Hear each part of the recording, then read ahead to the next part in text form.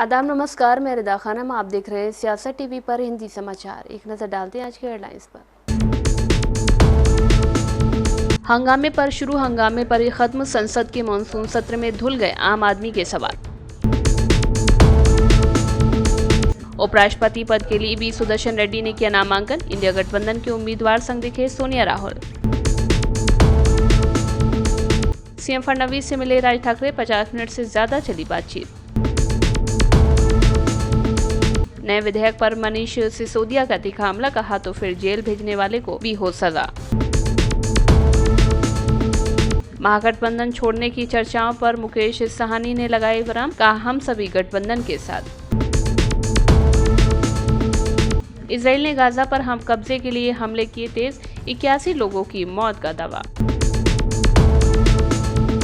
अब समाचार विस्तार से। संसद के मानसून सत्र का आज आखिरी दिन था। सत्र की शुरुआत से अंतिम दिन तक लगभग पूरा सत्र हंगामे की भेड़ चढ़ गया। बीते एक महीने में संसद की कार्रवाई के दौरान विपक्ष ने अलग अलग मुद्दों को लेकर जमकर हंगामा किया। खासतौर पर बिहार में एसआईआर का मुद्दा सदन के अंदर और बाहर छाया रहा। विपक्षी सांसद सदन में एसआईआर पर चर्चा की मांग उठाते रहे, जिसके बाद आज लोकसभा को अनिश्चितकाल के लिए स्थगित कर दिया गया। विपक्ष के हंगामे के पर स्पीकर ओम बिरला ने कहा कि सदन में गरिमापूर्ण तरीके से चर्चा होनी चाहिए। मैं कहूँगी कि मानसून सेशन वॉश आउट रहा। दुख की बात है कि विपक्षी दलों का जो व्यवहार था, जो आचरण था, अत्यंत निंदनीय और भर्त्सना योग्य। हम सब सांसद हैं, हम सब विभिन्न प्रदेशों से आते हैं, अपने संसदीय क्षेत्र का प्रतिनिधित्व लोकसभा में और करते हैं, और बहुत सारी बातें हमें अपने संसदीय क्षेत्र से जुड़े हुए मुद्दे रखने पड़ते हैं। कुछ नहीं हो पाया। शुभांशु शुक्ला जी आए, स्पेस पर भी हमें बोलना था, मुझे लगता है बहुत सारे लोगों को बोलना था, वह भी नहीं हो पाया। नेशनल स्पोर्ट्स जो गवर्नेंस बिल था उस पर भी नहीं हो पाया। तो मैं ये कहना चाहती हूँ कि कभी भी ये न सोचा जाए या समझा जाए कि संसद को चलाना सिर्फ सरकार का दायित्व है। संसद को चलाना सबका दायित्व है, सबकी भूमिका इसमें रहनी चाहिए, और यह सामूहिक दायित्व अगर मैं कहूँ तो गलत नहीं होगा। It's a collective responsibility to run the parliament. Unfortunately they did not behave in the manner they should have done, and they behaved in a highly irresponsible manner, in a highly indisciplined manner, and the way they behaved yesterday when Honorable Home Minister Shri Amit Shah ji was introducing the bill, I think is condemnable. India गठबंधन के vice president पद के उम्मीदवार we Sudarshan Reddy ने आज अपना नामांकन दाखिल कर दिया। इस दौरान कांग्रेस नेता सोनिया गांधी, सांसद राहुल गांधी, समाजवादी पार्टी के नेता रामगोपाल यादव और संजय राउत समेत तमाम विपक्ष के नेता मौजूद रहे। सुदर्शन रेड्डी का उपराष्ट्रपति चुनाव में एनडीए के उम्मीदवार सीपी राधाकृष्णन से सामना होगा। नामांकन पत्र के 4 सेट दाखिल किए गए, जिन पर कांग्रेस संसदीय दल की प्रमुख सोनिया गांधी, लोकसभा में नेता प्रतिपक्ष राहुल गांधी, राज्यसभा में नेता प्रतिपक्ष मल्लिकार्जुन खड़गे, डीएमके के तिरुचि शिवा समेत 160 सांसदों ने बतौर प्रस्तावक व अनुमोदक हस्ताक्षर किए। सुदर्शन रेड्डी उच्चतम न्यायालय के पूर्व न्यायाधीश और गोवा के लोकायुक्त रहे हैं। कांग्रेस महासचिव जयराम रमेश ने सोशल मीडिया प्लेटफॉर्म एक्स पर विपक्ष के उम्मीदवार वी सुदर्शन रेड्डी के नामांकन को लेकर जानकारी साझा की। उन्होंने सुदर्शन रेड्डी के बयान वाले लेटर को भी शेयर किया है। राज्यसभा सांसद कपिल सिब्बल ने केंद्रीय गृह मंत्री अमित शाह द्वारा लोकसभा में प्रधानमंत्री, मुख्यमंत्री और गंभीर आपराधिक आरोपों में गिरफ्तार मंत्रियों को हटाने संबंधी 3 विधेयक पेश किए जाने पर कहा कि इस बिल के लागू होने से मानव अधिकारों को वो छीनना चाहते हैं। जिनके लागू होने से मानव अधिकारों और मानवाधिकार जो संविधान ने हमें दिए हैं वो छीनना चाहते हैं। ऐसे कानून संविधान में और संविधान को और संविधान के ढांचे को दीमक लगाते हैं। और आपको मालूम है कि दीमक का नतीजा क्या होता है। अच्छा खासा ढांचा अगर दीमक लग जाए तो बर्बाद हो जाता है। लोकतंत्र को बर्बाद करना इनका मकसद है। हम ये देखा जिस तरह से बिहार में एसआईआर को लागू इन्होंने किया और जिस तरह से वोटर लिस्ट बन रही है, जिस तरह से लाखों के नाम कटे जा रहे हैं, जिस तरह से कोई एडिशन नहीं हो रही, जिस तरह से बीएलओ काम कर रहे हैं, जिस तरह से इन्यूमरेशन फॉर्म भरे जा रहे हैं बिना कोई दस्तावेज के और अपलोड किए जा रहे हैं, और बीएलओ कह रहे हैं कि बीडीओ के आदेश हैं, वो भी वोटर लिस्ट में दिमक लगाना है। अगर वो ही तो ढांचा है जिसके आधार पर लोकतंत्र चलता है,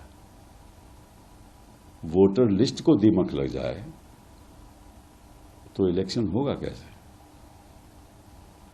महाराष्ट्र की राजनीति में सियासी हलचल तेज हो गई है। आज सुबह एमएनएस के प्रमुख राज ठाकरे और मुख्यमंत्री देवेंद्र फडणवीस के बीच बैठक हुई। राज ठाकरे सीएम से मिलने उनके वर्षा बंगले पर पहुंचे। इसी के बाद राज और फडणवीस की मुलाकात पर राजनीतिक चर्चाओं का दौर फिर से शुरू हो गया है। मीटिंग के बाद राज ठाकरे ने बताया उनके सीएम से किन मामलों को लेकर चर्चा हुई है। ठाकरे और सीएम के बीच में हुई इस मुलाकात के समय को लेकर अटकलें तेज हो गई हैं। ठाकरे ने कहा कि किसी भी शहर का भविष्य उसके ट्रैफिक से समझा जा सकता है और आज मुंबई समेत अन्य शहरों में बढ़ती आबादी के बावजूद कोई ठोस योजना नहीं दिखती है। राज ठाकरे ने आगे कहा है कि यहाँ गाड़ियों को खड़ा करने का किसी को कुछ पता नहीं है। मैंने ट्रैफिक को लेकर एक प्लान बनाया जिसमें मैंने मुख्यमंत्री को बताया है। मुंबई पुलिस कमिश्नर देवेंद्र भारती और ज्वाइंट कमिश्नर ट्रैफिक अनिल कुम्हारे मौजूद थे। राज ठाकरे ने कहा कि फुटपाथ पर रंग बनाना चाहिए ताकि उससे समझ सके कि गाड़ियां कहां न लगाई जाएं। इस तरह का विज्ञापन अखबारों को दिया जाए। इस संदर्भ में प्रस्ताव दिया है। कई बाइक वाले नियमों को नहीं मानते हैं। लोकसभा में बुधवार को 3 अहम विधेयक पेश किए गए, जिसमें प्रावधान किया गया है कि यदि प्रधानमंत्री, मुख्यमंत्री या मंत्री किसी गंभीर आपराधिक मामले में गिरफ्तार होकर लगातार 30 दिन तक हिरासत में रहते हैं तो 31वें दिन उन्हें अपने पद से हटना होगा। इस बीच दिल्ली के पूर्व डिप्टी सीएम मनीष सिसोदिया ने इस विधेयक को लेकर बड़ा बयान दिया। उन्होंने कहा कि कानून में व्यवस्था भी होनी चाहिए कि यदि कोई मंत्री या मुख्यमंत्री झूठे आरोपों में जेल जाता है और बाद में अदालत से बरी हो जाता है तो उसे जेल भेजने वाले अधिकारी, एजेंसी प्रमुख और उस समय की सरकार में मुखिया, चाहे प्रधानमंत्री हो या मुख्यमंत्री, उसको उतनी ही सजा दी जाए जितनी सजा उस झूठे आरोप में तय की गई थी। सरकार संविधान में संशोधन लेके आ रही है जिसमें वो ये बात कर रही है कि किसी भी राज्य का या इवन सेंट्रल गवर्नमेंट का कोई भी मंत्री, मुख्यमंत्री या प्रधानमंत्री अगर किसी करप्शन के आरोप में गिरफ्तार होते हैं तो उन्हें 1 महीने के अंदर अंदर पद छोड़ देना चाहिए या उन्हें हटा दिया जाएगा। ये अच्छी बात है, लेकिन बहुत संभावनाएं हैं कि जिस तरह से ईडी और सीबीआई का दुरुपयोग हुआ है वैसे ही दुरुपयोग इस बिल का भी होगा, इस कानून का भी होगा। ये कानून अच्छा है। भ्रष्ट नेताओं में हमेशा डर बने रहना चाहिए कि उन्हें हटाया जा सकता है, वो हट सकते हैं अगर भ्रष्टाचार करेंगे। और आम आदमी पार्टी तो कट्टर ईमानदार लोगों की पार्टी है, तो इसलिए आम आदमी पार्टी तो इस तरह के किसी भी मूव को अच्छा ही मानेगी। लेकिन ये अधूरा है और किसी एक पार्टी को जो केंद्र में बैठी होगी या किसी एक पार्टी को जो कहीं सत्ता में होगी उसको बहुत ज्यादा पावर देता है। इसलिए मेरा प्रपोजल ये है कि इस कानून को लाने के साथ साथ इसमें ये चीज और जोड़ी जाए कि अगर किसी मंत्री, मुख्यमंत्री या प्रधानमंत्री के ऊपर भ्रष्टाचार के आरोप में उसको जेल होती है, अरेस्ट कर लिया जाता है और उनको जेल में रहना पड़ता है, तो 1 महीने के अंदर उनको हटा दिया जाएगा। ये अच्छी बात है। लेकिन आगे चलकर अगर वो नेता, वो चाहे मंत्री हो या मुख्यमंत्री, अगर निर्दोष साबित होता है, अगर उसके ऊपर लगे हुए आरोप सही साबित नहीं होते हैं और उसको बरी कर दिया जाता है, तो इसका मतलब आरोप तो झूठे थे, पॉलिटिकल साजिशन लगाए गए थे। तो जिन लोगों ने ये झूठे आरोप लगाए उनको जेल में जाना चाहिए। जिस ऑफिसर ने किसी मुख्यमंत्री या किसी मिनिस्टर को गिरफ्तार करने का डिसीजन लिया उसको उतने साल के लिए जेल में भेजा जाना चाहिए जितने साल के आरोप उसने झूठे लगाए। यूपी के मुख्यमंत्री योगी आदित्यनाथ ने जिला एटा में श्री सीमेंट प्लांट का उद्घाटन किया। उन्होंने कहा कि जब सरकार की नीति स्पष्ट हो, नीयत साफ हो, अपराध और अपराधियों के प्रति जीरो टॉलरेंस के तहत कार्य करने की दृढ़ इच्छा शक्ति हो तो विकास के ऐसे ही परिणाम आते हैं। उन्होंने कहा कि याद करो कि आज से 8-9 साल पहले एटा के क्या हालात थे। योगी ने कहा ये वही एटा है जहां पर माफियाओं और अपराधियों का बोलबाला था। बहनों और भाइयों, जब सरकार की नीति स्पष्ट हो, नियत साफ हो, अपराध और अपराधियों के प्रति जीरो टॉलरेंस की नीति के तहत कार्य करने की दृढ़ इच्छा शक्ति हो, तो परिणाम विकास के ऐसे ही आते हैं जैसे आज एटा में हम सबको देखने को मिल रहा है। याद करिए, आज से 8 वर्ष 9 वर्ष पहले एटा की क्या स्थिति थी। ये वही एटा है जहां पर माफिया और अपराधियों का बोलबाला था। गरीबों की जमीनों पर दुर्दांत माफिया सत्ता के संरक्षण में काबिज हो जाते थे। एक गरीब की कोई सुनवाई नहीं होती थी। जब उसकी स्वयं की संपत्ति सुरक्षित नहीं है तो वह सरकार उसके लिए, विकास के लिए, उसके कल्याण के लिए कोई अन्य कार्य क्या करेगी। और यही होता था यहां पे। लेकिन अब एटा की पहचान न केवल इस प्रकार के बेहतरीन कानून व्यवस्था के माध्यम से, जहां अपराध और अपराधियों के प्रति जीरो टॉलरेंस की नीति के तहत कार्य करने की दृढ़ इच्छा शक्ति है, वहीं इसके परिणाम भी हम सबके सामने हैं। समाजवादी पार्टी के सांसद अवधेश प्रसाद ने कहा कि विपक्ष के आचरण पर जो टिप्पणी की गई है वो तथ्यों के आधार पर गलत की गई है। सरकार को पहले अपने आचरण को देखना चाहिए। 21 जुलाई से सदन चल रहा है और बहुत ही बड़े बड़े मुद्दे थे और जनता जानना चाहती थी कि ऑपरेशन सिंदूर पर चर्चा, संविधान पर हमला, सारे सवालों पर देश की जनता सुनना चाहती थी। लेकिन सरकार ने किसी मुद्दे पर देश की जनता के सामने अपनी बात नहीं रखी। और विपक्ष के आचरण पर जो टिप्पणी की है वो टिप्पणी तथ्यों के आधार पर गलत टिप्पणी है। सरकार को पहले अपने आचरण को सोचना चाहिए कि हमारा आचरण क्या है। ये 21 जुलाई से सदन आहूत हुआ है, लेकिन और बड़े बड़े मुद्दे थे। देश की महान जनता जानना चाहती थी और दुनिया का सबसे बड़ा प्लेटफार्म है। ये लोकतंत्र का विशालतम मंदिर है। यहाँ से देश और दुनिया के लोगों को एक संदेश जाता है। तमाम देश में घटनाएं हुई हैं। 26 जाने गई है।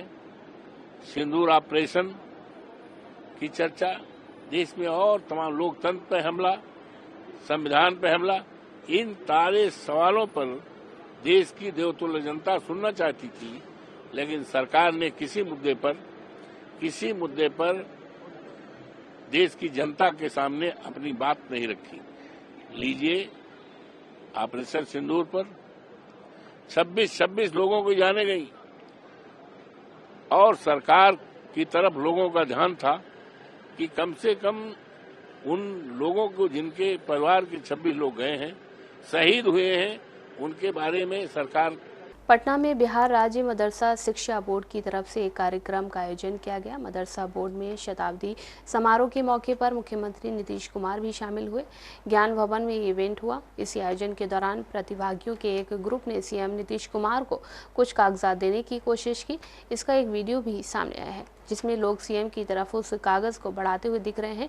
उन्हें पुलिस रोकने की कोशिश कर रही है। हमने मुख्यमंत्री को चिट्ठी दिया है जो सन 2011 से हमको बेवकूफ बनाया जा रहा है और बार बार मदरसा का इंक्वायरी करवाया जा रहा है। मदरसा 2459+1 के बचे हुए 1637 मदरसा को सरकार ग्रांट दे, वरना हम विरोध करेंगे सरकार का, नीतीश कुमार का हम विरोध करेंगे।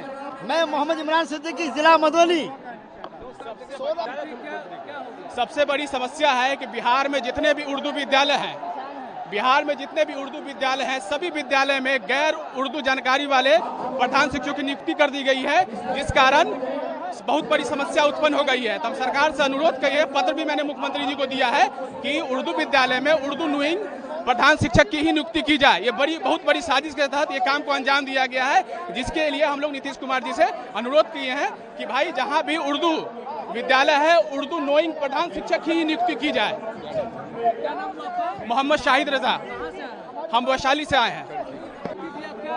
उसमें हमने ये मांग किया कि माननीय मुख्यमंत्री जी 2011 में कहे थे कि 2459+1 मदारिस के जिसका जांच डीओ रिपोर्ट के द्वारा आएगा हम उसका वेतन देंगे, लेकिन 1400 साल हो गया, 1637 मदरसे अभी तक बचे हुए हैं, उन लोगों को ग्रांट नहीं मिला है। उन लोगों का रिपोर्ट मदरसा बोर्ड में आ चुका है, सत्यापन भी होकर के आ गया है, लेकिन उनका वेतन नहीं मिल रहा है। मैं माननीय मुख्यमंत्री जी से ये निवेदन करूंगा कि जितना जल्द हो सके आप उसका वेतन जारी कर दें। मेरा नाम निसार अहमद हुआ, मैं पश्चिमी चंपारण से आता हूँ। बिहार में आरजेडी नेता तेजस्वी यादव और इंडिया ब्लॉक के अन्य नेताओं की वोटर अधिकार यात्रा तेजी से जारी है। यात्रा को भारी जन समर्थन मिल रहा है और इससे आम लोगों का लोकतंत्र में विश्वास और भी मजबूत होता जा रहा है। इस दौरान विकासशील इंसान पार्टी के संस्थापक मुकेश साहनी ने कहा कि हम सभी गठबंधन के साथ हैं और 243 सीटों पर जोरदार चुनाव लड़ेंगे। वहीं आपको बता दें कि मुकेश साहनी के महागठबंधन छोड़ने के बाद तेज खबरें हो गई थी, लेकिन उनके इस बयान के बाद चर्चाओं का बाजार गर्म हो गया है। ये किसने कहा कि कम पे आंक रहा है? सीटों के आंकड़ों को नहीं, ये किसने कहीं तो कोटी नहीं हुआ जो कम पे आंकेगा। हमारी ताकत है और महागठबंधन के हम लोग सब साथ हैं और मजबूती से 243 सीट पर तमाम महागठबंधन के साथी हम लोग चुनाव लड़ेंगे। मजबूती से जनता का अधिकार की बात कर रहे हैं, जनता के हक की बात कर रहे हैं, उसके लिए लड़ाई लड़े। हमारे कोई गठबंधन में कोई पार्टी बड़ा नहीं है, कोई पार्टी छोटा नहीं है, सभी का भूमिका बहुत ही अहम है। लेकिन आपका वोटर तो अपने हिस्से की सीट चाहेगी ना, जो हमको अपने हिस्से का सीट मिले।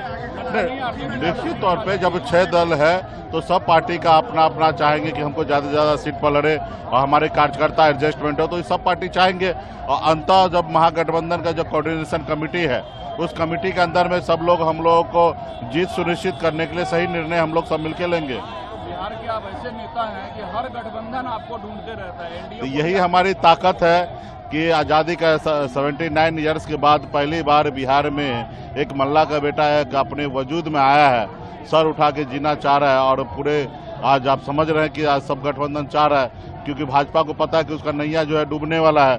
उनको मालूम है कि मल्ला जाति जो है भगवान राम को पार लगाए थे केवट महाराज हमारे वंशज ने, तो उनको मालूम है कि इस बार अगर मल्ला का बेटा नहीं रहेगा उसका नैया डूबने वाला है। तो वो कोशिश करते हैं कि हमारे नाव पे चढ़ने का, लेकिन इस बार उनको हम लोग नाव पे नहीं चढ़ने देंगे। तो हम भगवान राम ने क्या बोला कि प्रभु हम इस बार आपको पार लगाते हैं, आप वहाँ हमको पार लगा दीजिएगा। लेकिन आज भाजपा जिनको राम की राजनीति कर रहा है वो भाजपा सरकार है में दिल्ली में है, तो कहाँ निषाद का आरक्षण कर रहा है। उनको तो अपने भगवान को भी नहीं मान रहे, क्योंकि अगर उनको मानते तो निश्चित तौर पे जो भगवान को पार लगाए आज उन समाज को, मल्ला समाज को भी नैया पार लगाते, लेकिन नहीं पार लगाए। तो इस बार हम लोग नाव पे बैठने नहीं देंगे भाजपा वाले को। बिहार बदलाव यात्रा के क्रम में पूर्णिया पहुंचे जनसुराज के मुखिया प्रशांत किशोर ने कहा कि संसद में जो क्रिमिनल बिल लाया जा रहा है वो इसलिए लाया जा रहा है कि जब संविधान बना होगा तब शायद संविधान बनाने वालों को, देश के निर्माताओं को इस बात का एहसास ही नहीं रहा होगा कि सत्ता में बैठे लोग इतने करप्ट हो जाएंगे। बिल के जो प्रावधान है, अगर इसके आगे कोई गलत नियत ना हो तो ये प्रावधान बिल्कुल ठीक है, क्योंकि मैं ऐसा मानता हूं कि अगर आप संवैधानिक पद पर हैं और आप पर कोई आरोप लग जाए जिससे आप 2 से 4 महीने जेल हैं और जेल में रहकर आप सत्ता तो चला नहीं सकते हैं, इसीलिए प्रावधान होना चाहिए। देखिए, बिल कल लाया गया है, उसको ऑलरेडी स्टैंडिंग कमेटी जेपीसी में, स्टैंडिंग कमेटी में शायद भेजा गया है, मैंने देखा नहीं है। बिल के जो प्रावधान हैं उसके पीछे अगर नियत को आप हटा दें, अगर गलत नियत कोई न हो तो प्रावधान बिल्कुल ठीक है। क्योंकि मैं ऐसा मानता हूं कि अगर आप संवैधानिक पोस्ट पर हैं और आप पर कोई ऐसा आरोप लग जाए जिसमें कि आपको अरेस्ट करके महीने, 2 महीने, 4 महीने जेल में रखा जा रहा है, तो जेल में रह के तो आप सत्ता में रह नहीं सकते, जेल में रह के तो आप राज्य चला नहीं सकते, अपने पद का निर्वहन नहीं कर सकते हैं।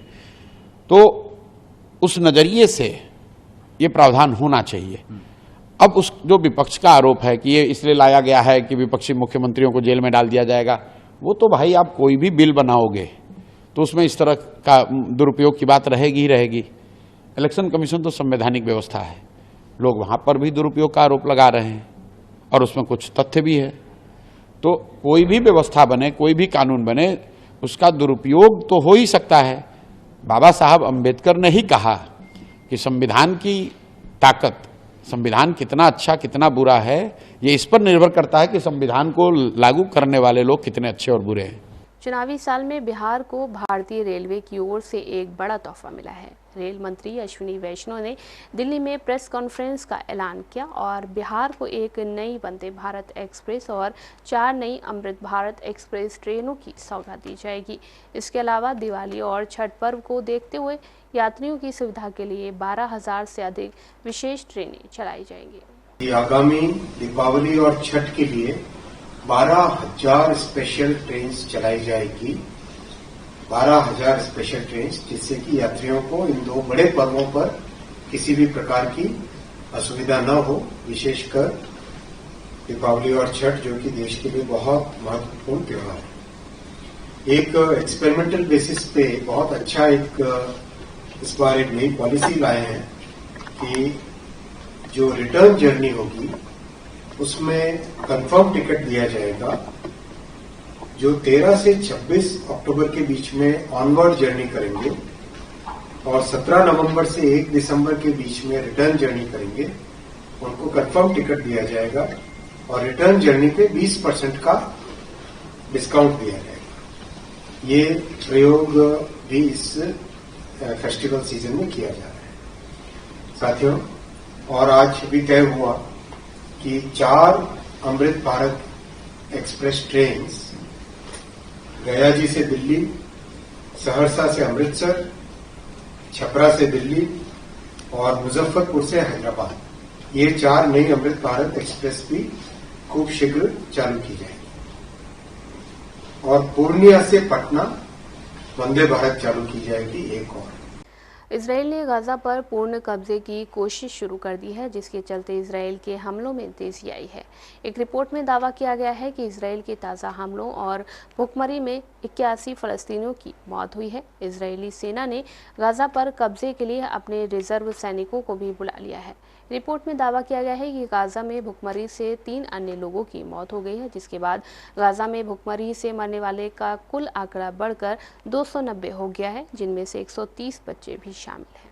वहीं इजरायली हमले में तेजी के बाद हमास के कथित तौर पर संघर्ष विराम समझौता करने की इच्छा जताई है। मिस्र ने इस मुद्दे पर इजरायली सरकार से बात की, लेकिन इजरायली पीएम फिलहाल इस समझौते में रुचि नहीं दिखा रहे हैं। हालांकि उन्होंने संघर्ष विराम के समझौते को पूरी तरह से खारिज भी नहीं किया है। इजरायली सेना ने गाजा पर हमले के लिए अपने 60,000 रिजर्व सैनिकों को ऑपरेशन में शामिल किया है। आज पीएम नेतन्याहू को इजरायली सेना द्वारा गाजा पर कब्जे की योजना पेश की जाएगी। इजरायली सरकार ने फिलहाल संघर्ष विराम पर बातचीत के लिए अपनी टीम कतर और मिस्र नहीं भेजने का फैसला किया है। हिंदी समाचार बस यही समाप्त होता है। मुझे दें इजाजत। आप बने रहें सियासत टीवी के साथ।